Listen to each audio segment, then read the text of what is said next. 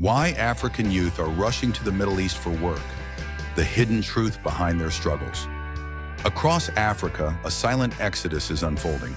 Thousands of young men and women, driven by economic hardship, limited opportunities, and the lure of a better life, are leaving their homelands in search of work in the Middle East.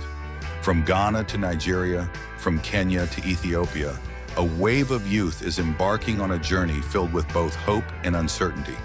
But behind the promises of well-paying jobs and a brighter future lies a harsh and often hidden reality, one that many never anticipated.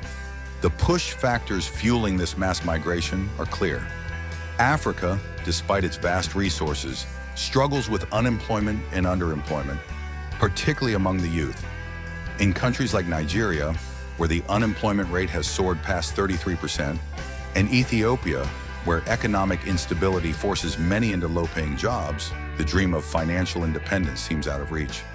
Many young people desperate to escape poverty turn to overseas employment agencies that promise lucrative opportunities in the Middle East, particularly in Gulf states like Saudi Arabia, the United Arab Emirates, and Qatar.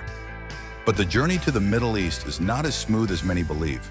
The first challenge comes in the form of recruitment agencies, many of which are fraudulent or exploitative. Young Africans are often charged exorbitant fees just to secure jobs, forcing them to take out loans or sell personal belongings.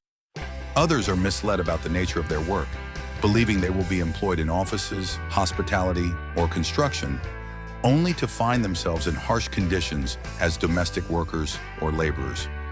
One of the most alarming issues is the kafala system, a sponsorship program in many Middle Eastern countries that ties foreign workers to their employers.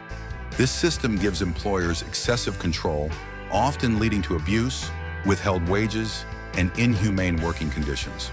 For many African domestic workers, particularly women, the reality is heartbreaking.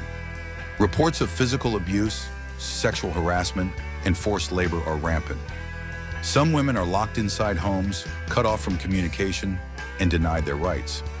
Cases of workers committing suicide due to unbearable conditions have made international headlines, yet little changes. Men face their own struggles, particularly in construction and manual labor. Long hours under extreme heat, unsafe working environments, and withheld wages make survival difficult. Many end up stranded, unable to return home due to financial constraints or confiscated passports. Yet despite these dangers, African youth continue to migrate. The reasons are complex. In many communities, returning home empty-handed is seen as failure. Families depend on remittances, and returning without financial success can bring shame and disappointment. Additionally, governments in African nations often fail to address the root causes of migration, leaving youth with few options but to take the risk. There is a growing call for change. Activists and organizations are demanding stricter regulations on recruitment agencies, better protections for workers, and government intervention to create local job opportunities.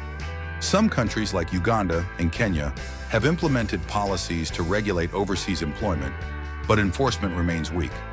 The reality of African migration to the Middle East is a story of desperation, survival, and resilience.